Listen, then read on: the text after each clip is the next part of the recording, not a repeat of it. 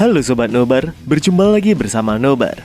Kali ini Nobar akan menceritakan film yang berjudul Gangnam Blues. Film ini diperankan oleh kakak saya yaitu Lee Min Ho. Film ini berkisah tentang perjuangan seorang pemulung bersama sahabat mulungnya sampai sukses, bahkan sampai menjadi gangster penguasa di daerah yang bernama Gangnam di Korea Selatan.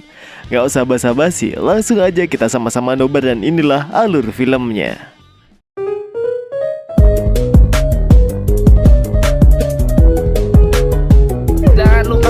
Sama tombol ring. Oke. Diceritakan pada masa lalu, Gangnam masih seperti desa biasa yang diyakini bisa menggantikan eksistensi Seoul. Karena Seoul sudah terlalu padat dan banyak terjadi konflik perebutan lahan. Di Gangnam itu terdapat dua orang pemulung yang bernama Jongdae dan Yonggi. Sebenarnya mereka hanya sahabat, tapi karena kebersamaan sejak masih di panti asuhan hingga sekarang tinggal di tempat pembuangan sampah kota, membuat mereka semakin dekat layaknya saudara. Mereka hanya hidup di gubuk yang kumuh dan mereka selalu bermimpi untuk tinggal di rumah yang layak. Pagi harinya tidak disangkanya rumah mereka dibongkar oleh para gangster saat mereka masih tidur.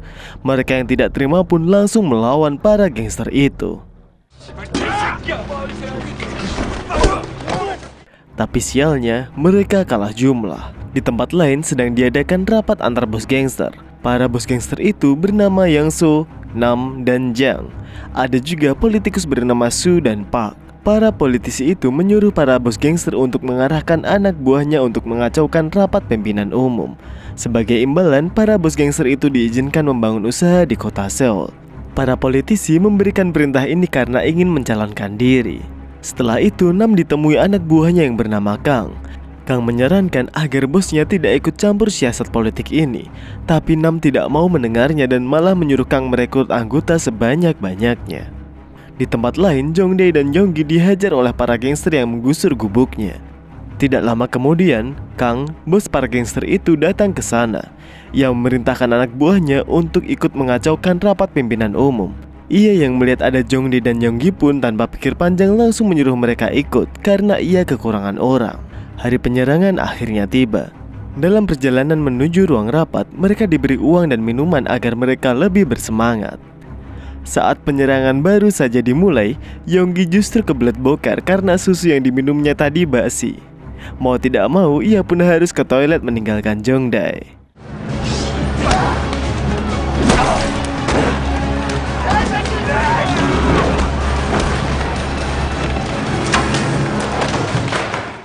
Penyerangan itu pun terhenti saat mereka mendengar suara sirine polisi mendekat. Tapi sejak tadi Yonggi belum juga kembali. Jongdae yang bingung langsung mencarinya ke toilet. Namun Yonggi sudah tidak ada di sana.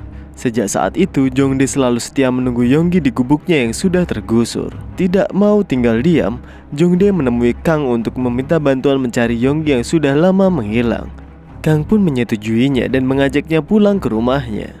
Di rumahnya, Kang tinggal bersama anaknya yang bernama Yeonhee. Ia diajak mereka makan bersama. Jongdae yang merasa mendapat keluarga baru kini merasa cukup tenang dan bisa tidur dengan nyaman. Tapi tiba-tiba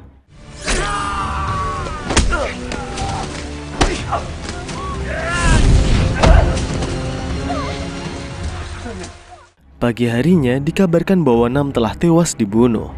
Mereka datang melayat bersama para bos gangster lain. Dalam suasana duka itu, Kang menyampaikan pada Jongdae dan anak buahnya jika ia membubarkan gengnya. Ia ingin anak buahnya sekarang bisa hidup dengan tenang dan damai agar tidak berakhir seperti dirinya yang pincang, atau bahkan seperti Nam yang harus kehilangan nyawanya. 3 tahun telah berlalu, ternyata Yonggi masih hidup. Kini ia menjadi pengelola keuangan hotel di bawah kendali gengnya Yang So. Yang So kini menjadi bawahan dari Park yang sudah tidak bersama Su lagi. Sementara itu, Jongdae yang masih tinggal bersama Kang kini sudah dianggap seperti keluarganya sendiri. Kang yang sudah pensiun dari dunia gangster bekerja sebagai penyetrika baju. Saat sedang makan bersama, tiba-tiba Kang didatangi oleh seseorang. Ternyata dia berniat menagih hutang. Ia pun mengancam, jika Kang tidak bisa membayar, maka ia akan membakar rumah Kang dan semua isinya. Jongde yang berada di dekat situ diam-diam mendengarkan pembicaraan mereka. Di tempat lain, Yang Su mengadakan pertemuan dengan para anak buahnya. Ia memberitahukan bahwa ia memberi Yonggi wewenang mengelola lebih banyak tempat. Hal ini membuat anggota lain menjadi iri. Tapi tidak disangkanya, Yonggi yang sudah diberi kepercayaan besar oleh bosnya malah dengan beraninya diam-diam mencicipi kekasih bosnya yang bernama Mira. Kembali ke Jongde, ia menemui pengusaha properti bernama Madamin untuk meminta pinjaman agar bisa ia gunakan untuk membayar hutang Kang. Madamin pun mengiyakannya, bahkan rela memberikan uang itu dengan syarat Jongde harus membantunya mengambil alih beberapa tanah di daerah Gangnam. Dengan mudahnya Jongde dan Madamin dapat menipu para petani. Mereka membeli tanah mereka dengan harga sangat rendah, lalu menjualnya dengan harga yang sangat-sangat tinggi sehingga mereka mendapatkan untung yang sangat banyak. Saat Jongde diberi uang untuk melunasi hutang Kang, Madamin menawarkan pekerjaan dengan bayaran yang lebih tinggi, yaitu merampas tanah di wilayahnya si Jang. Di tempat lain, Yonggi ditangkap oleh anggota Jang karena dituduh telah membunuh pemilik hotel yang sekarang dikelola oleh Yonggi. Sementara itu, Park ditemui oleh bos yang bernama Kim yang menyuruhnya menguasai wilayah Gangnam yang berpotensi untuk menggantikan Seoul yang tentunya penghasilan dari sana bisa untuk biaya politik mereka. Saat Jongde pulang, dia bertemu dengan Yeonhee yang sedang bersama kekasihnya. Mereka kemudian pulang bersama. Jongde menyuruh adiknya untuk segera menikah agar ia saja yang fokus untuk melunasi hutang ayahnya. Tapi tidak disangkanya, sesampainya di rumah, para penagih hutang sudah membakar barang-barang milik Kang. Melihat itu, Jongde pun langsung emosi.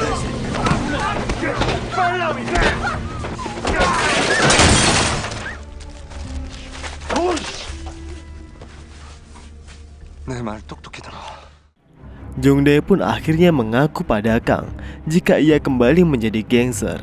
Ia pun mengajak Kang untuk menjadi gangster lagi. Tapi Kang hanya terdiam, tidak menjawab sedikit pun.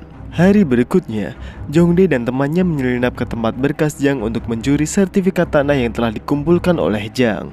Tapi saat akan pergi, dia melihat anak buah Jang sedang menyiksa seseorang yang ternyata adalah Yonggi dan salah satu yang menyiksanya adalah orang yang telah menusuk Kang. Saat Yonggi akan dikubur hidup-hidup, Jongde langsung menyelamatkannya.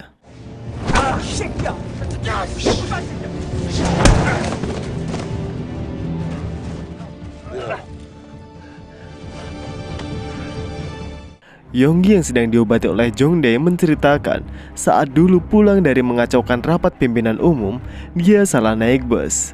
Ia sekarang juga tidak bisa ikut bersama Jongde karena dia menjadi bagian dari gengnya Yang So. Kim dan Park ditemui oleh seorang dewan bernama Moon yang bertujuan memperluas tanah kekuasaannya di Gangnam. Tapi Moon mengatakan jika tanah yang lain sudah dikuasai oleh Su yang dibantu oleh Madamin. Di tempat lain, Jongde bertemu dengan Madamin. Ia menyerahkan sertifikat hasil curiannya pada Madamin. Sebagai imbalannya, ia meminta uang dan sebuah tanah, serta ia meminta dipertemukan dengan para politikus atasan Madamin. Madamin pun berjanji akan mempertemukan Jongde dengan Su. Sementara itu, terlihat Mira yang sedang berusaha mengajak Yonggi untuk pergi sejauh mungkin. Yonggi memang mencintainya, tapi ia tidak bisa melakukannya. Yonggi memberitahu jika ini belum waktunya. Mira yang kesal dengan jawaban itu lalu langsung pergi meninggalkannya. Yonggi berniat menghentikannya, tapi temannya yang bernama Yungpo ternyata melihatnya. Ia mengancam Yonggi akan melaporkan hal itu pada Yang So bila ia tidak memberikan jabatan sebagai pengelola keuangan. Yonggi yang merasa terancam tidak mengiyakan tawaran itu, tapi Yonggi meminta bantuan pada Jongde untuk membuang mayat Yungpo ke danau. Yonggi kemudian mengajak saudaranya itu untuk bergabung ke gengnya Yang So agar mereka berdua aman. Mereka pun langsung beraksi dengan membunuh semua anak buah Jang yang sudah berpihak ke Park. Ay, malaki ka na, nais mo'y ay biglang nagbago.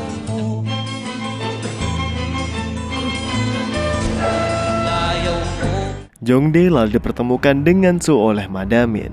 Jongdae meminta bergabung dengan So dan memberitahu jika ia sudah membereskan si Jang. So yang kaget mendengar itu tanpa pikir panjang langsung menerima Jongdae. Kang yang mengetahui anak angkatnya jadi gangster lagi langsung menghajar anaknya. Ia sangat menyesal Jongdae kembali menjadi gangster, tapi semua sudah terlambat. Jongdae kemudian mengajak Kang untuk kembali menjadi gangster lagi. Sejak saat itu, hidup keluarga itu menjadi lebih baik. Jongdae ditunjuk sebagai pengganti Jang oleh So, sementara si Yeonhae akhirnya menikah dengan kekasihnya. Beberapa bulan kemudian, Yonggi mengusulkan pada Jongdae untuk menyerang Yang So agar mereka bisa mengambil bisnisnya. Jongdae menolaknya mentah-mentah. Ia memperingatkan jika tujuan mereka adalah mewujudkan mimpi mereka dulu, yaitu untuk membangun rumah yang layak. Sejak saat itu, mereka berdua mulai berselisih. Malam harinya, Yonggi merencanakan sesuatu bersama anak buahnya yang bernama Him untuk memanfaatkan Jongdae agar bisa menyingkirkan Yang So. Setiap harinya, Jongdae mengumpulkan sertifikat dari para petani dan juga para pemilik tanah lain. Salah satunya yang ditemui Jongdae di warung dugem. Pemilik tanah itu bernama Direktur Joko.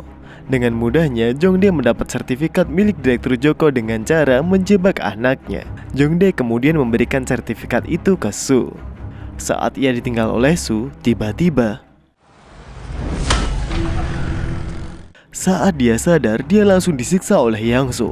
Ternyata ia tahu Jongdae telah menjebak Direktur Joko. Ia meminta Jongdae untuk menyerahkan sertifikat itu jika ia tidak ingin mati. Yang So pun menyuruh anak buahnya untuk memberitahu si Kang. Ternyata yang menemui Kang adalah Yonggi. Ia memberitahukan bahwa Jongdae telah tertangkap oleh Yang So. Mereka berdua pun langsung merencanakan sesuatu. Jongdae diberi makan oleh asistennya Yonggi. Ternyata di dalam makanan itu ada sebuah silet. Bersama dengan itu, Kang datang untuk berpura-pura akan memberikan sertifikat tanah.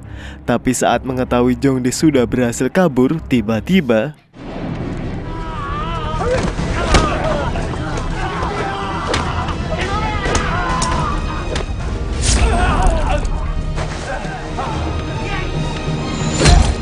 Jongdae pun akhirnya berhasil diselamatkan. Kang telah kembali ke dunia gangster. Tapi sialnya ia tidak lama berada di dunia gangster karena akhirnya ia ditangkap oleh polisi setelah dilaporkan oleh Yang So yang punya kekuatan orang dalam. Saat Yang So bertemu dengan Moon, Mira diam-diam merekam pembicaraan mereka. Rekaman itu kemudian diberikan pada Yonggi yang ternyata berisi tentang rencana menguasai Gangnam. Rekaman ini sangat berharga bagi Yonggi. Jongdae yang mengetahui Kang dan rekan-rekannya ditangkap polisi langsung berusaha untuk membebaskannya, tapi Yonggi menghentikannya. Ia memberitahu jika usahanya akan sia-sia. Berita tentang penipuan para petani yang dilakukan oleh Kang pun akhirnya tersebar ke seluruh Korea. Nasib naas juga dialami oleh Yeonhee. Suaminya yang pengangguran memaksa istrinya untuk mengambil uang ayahnya. Yeonhee pun menemui Jongdae dan menceritakan semuanya. Tanpa pikir panjang, Jongdae menemui suami Yeonhee. Ia memberikan sejumlah uang dan menyuruh suaminya untuk tidak menyakiti adiknya lagi. Tidak lama berselang, anak buah Jongdae memberitahu jika Su telah terbebas. Malam harinya, Moon yang sedang teler dihampiri oleh seorang wanita dan dia yang melihatnya pun tanpa pikir panjang langsung mengajak wanita itu bermain kuda-kudaan. Pagi harinya, Moon sangat kaget saat mengetahui Jongdae dan anak buahnya masuk ke kamarnya sambil memfotonya. Dan yang lebih mengagetkannya lagi, ternyata wanita yang bersamanya semalam adalah wanita berbatang. Ia kemudian dituduh homo dan diancam Jongdae agar menuruti permintaannya. Kalau tidak mau, dia akan menyebarkan foto itu ke polisi dan istrinya. Jongdae kemudian menemui So. Ia memohon agar Kang dapat dibebaskan karena kerja Jongdae yang sangat bagus. So berjanji akan membebaskan Kang dan rekan-rekannya. Setelah itu, Jongdae, Yonggi dan Madamin bertemu. Jongdae mengatakan bahwa dia ingin mendapatkan tanah di wilayah itu. Yonggi yang mendengar itu langsung memberitahu jika tanah itu milik Yang So. Jongdae yang mendengarnya berniat untuk menghabisi Yang So agar mendapatkan tanah itu dan usaha Yonggi dalam menghasut Jongdae akhirnya berhasil. Kang dan anak buahnya akhirnya bebas. Mereka berkumpul bersama untuk merayakan kebebasan mereka. Tapi tanpa diduga, Kang memberitahukan jika mulai saat itu ia membubarkan geng itu. Pagi harinya, mayat Yungbo ditemukan di danau oleh anak buah Yang So. Di tempat lain, Yonggi menemui Jongdae untuk mengajaknya bersiap menyerang Yang So. Tapi betapa kagetnya dia setelah mengetahui timnya Kang sudah bubar. Meski begitu, Jongdae tetap bertekad untuk mengumpulkan semua anak buahnya. Yonggi juga tidak tinggal diam. Ia kembali ke markasnya untuk mengumpulkan anak buahnya. Namun sesampainya di sana, ia melihat Him yang sudah terikat. Tidak lama setelah itu, atasannya datang dan tiba-tiba Yonggi dituduh telah membunuh Yongpo. Tapi tidak disangkanya Yonggi justru menuduh Jongdae yang telah membunuhnya. Untuk membuktikan bahwa Yonggi bukan pembunuhnya, ia diminta untuk membuktikan kesetiaannya. Sementara itu, saat Jongdae sedang mengumpulkan anak buahnya, ia mendapat kabar jika adiknya lagi-lagi disiksa oleh suaminya, bahkan kini sampai masuk rumah sakit. Tanpa pikir panjang, Jongdae langsung menemui suami adiknya dan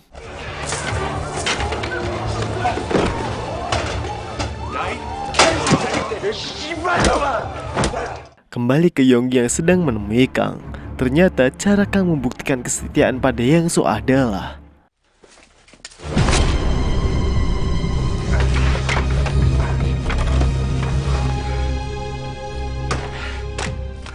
Yonggi dan Him kemudian berniat untuk membunuh Jongdae karena akan sangat berbahaya jika ia mengetahui siapa pembunuh Kang. Semua anggota Yang So pun juga berkumpul untuk merencanakan penyerangan Jongdae saat pemakaman Kang.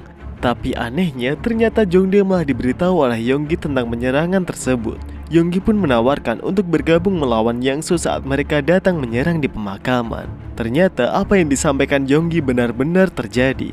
Saat sedang pemakaman, para anak buah Kang pun datang dan tanpa banyak basa-basi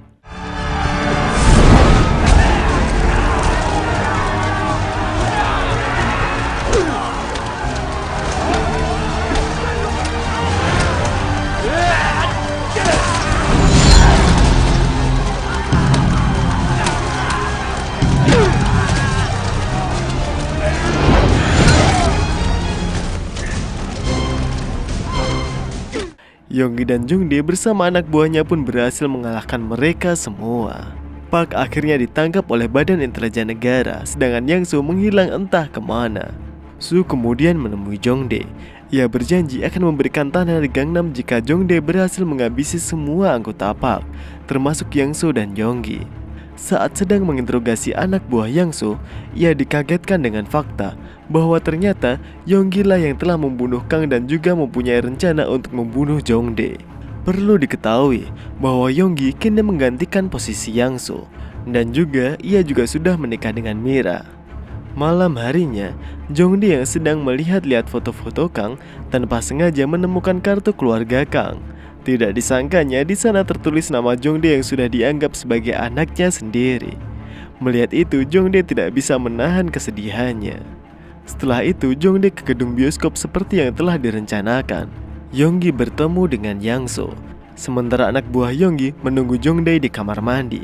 Yang So yang mengetahui Yonggi berkhianat berniat untuk membunuhnya, tapi Jongdae langsung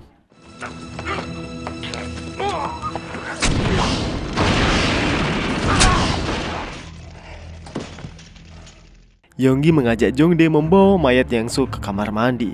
Namun Jongdae yang sudah mengetahui rencana busuk Yonggi menolaknya dan memberitahu bahwa semua anak buah Yang So sudah mati. Yonggi terlihat sangat kaget ketika Jongdae bertanya kenapa ia tega membunuh Kang.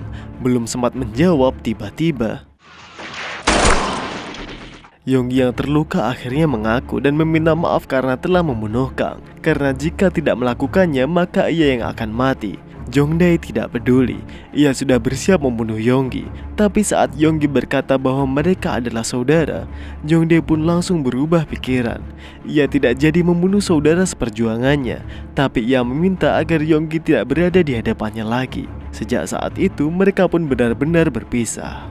Beberapa hari kemudian, Jongdae yang sedang dalam perjalanan pulang untuk menemui adiknya dibunuh di dalam kereta.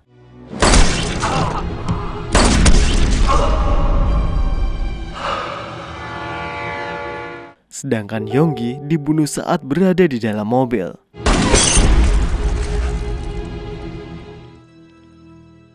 Ternyata yang membunuh mereka berdua adalah anak buah Su yang lain. Su takut jika mereka berdua menjadi saingannya. Sementara itu, Yeon-hee terus menunggu kakaknya di pinggir jalan. Ia hanya bisa terus menunggu tanpa mengetahui jika kakaknya sudah tiada. Beberapa tahun telah berlalu. Gangnam sudah berubah menjadi kota metropolitan. Dan di akhir film, kita akan melihat Su yang mencalonkan diri sebagai penguasa di Gangnam. Oke, bagaimana menurut kalian film ini? Apa kalian masih percaya dengan persahabatan bagi kepompong yang bisa mengubah ulat menjadi kupu-kupu apabila akhirnya saling membunuh seperti tokoh utama di film ini? Semua pasti bisa berubah, tapi yang tidak akan berubah adalah keseruan nonton alur film bersama Nobar. Apabila kalian suka, silahkan like, share, dan komen videonya. Sampai jumpa di video Nobar berikutnya dan kamsya.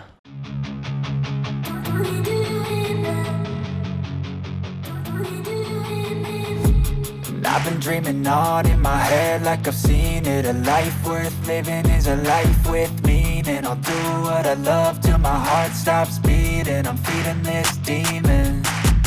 Gotta take